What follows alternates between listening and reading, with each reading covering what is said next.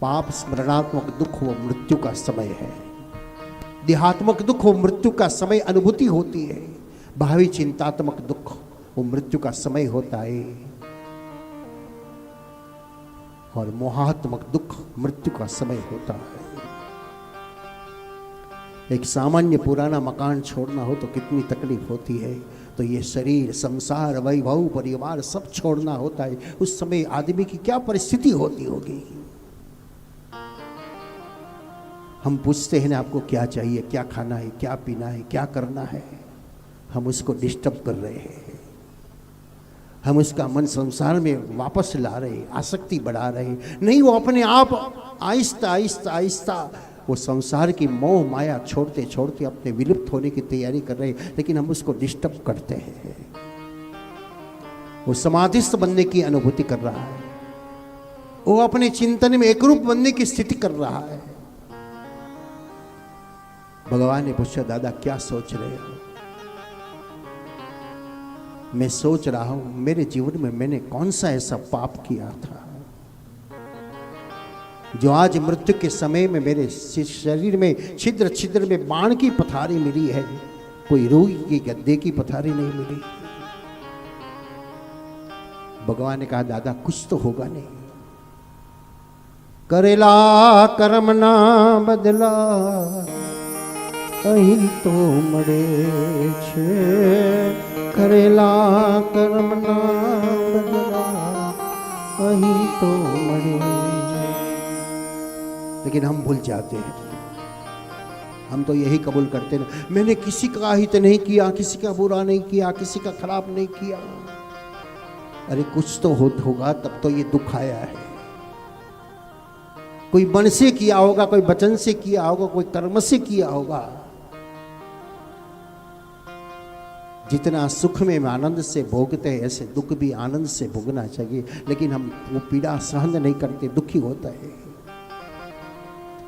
विश्व ने कहा, मैंने ऐसा कुछ पाप नहीं किया। भगवान ने कहा, मैं बताऊं?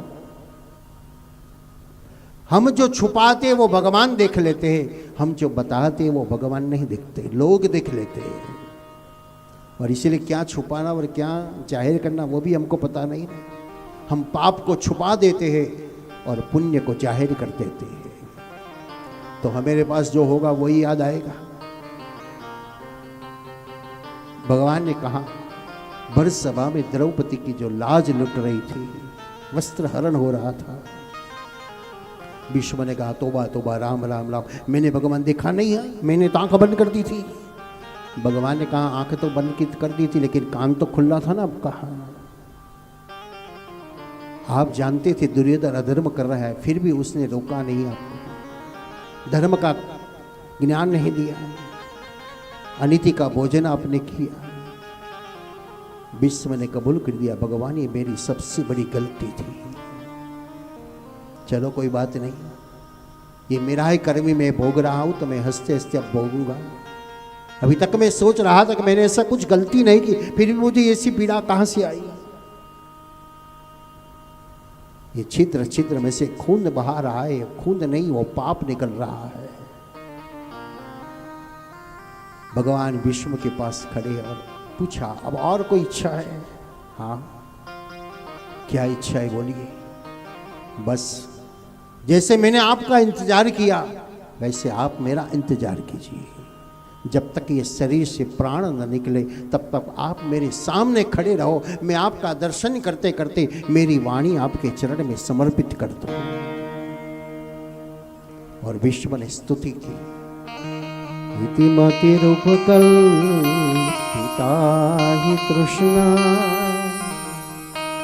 भगवती शाश्वत पुंगवे विभो।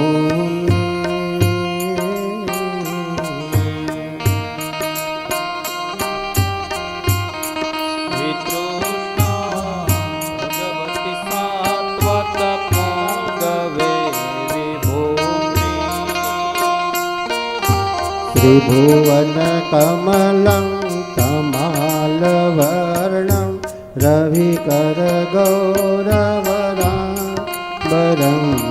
दधाने, वपुर सुरलककुला वृतार्जनाद्यं विजय सखे रतिरस्तु मे वनन्द्या।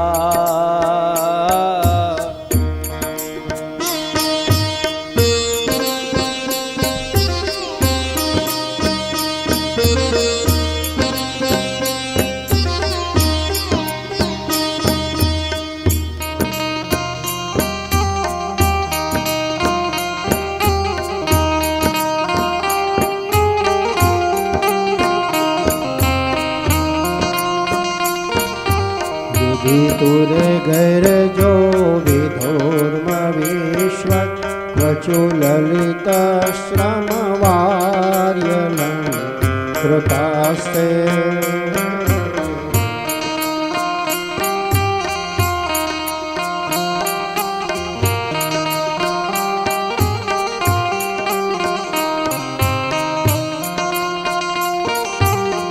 मनीषी तरसे विभिद्यमान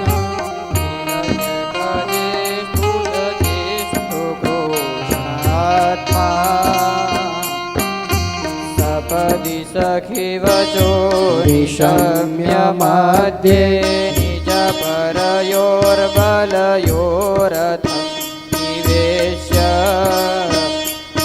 तवति परसैनिकायुरक्षणा तवति पार्थ सखेरतिर्ममास्तु तव हितमृतनामुखं निरीक्ष्य स्वजनवदाद्रिमुखस्य दोषबुद्ध्या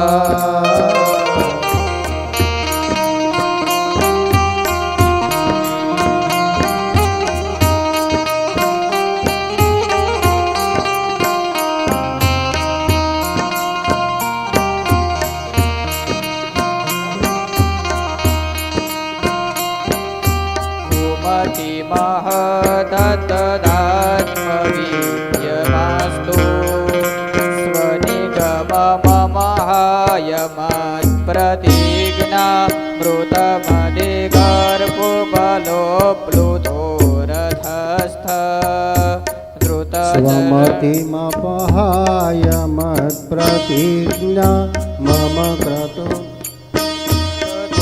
प्लुतो रथस्थ द्रुतचथ चरणोऽप्यगल्चलद्गो हरिर्यहन्तुमिमं गतोत्तरीया।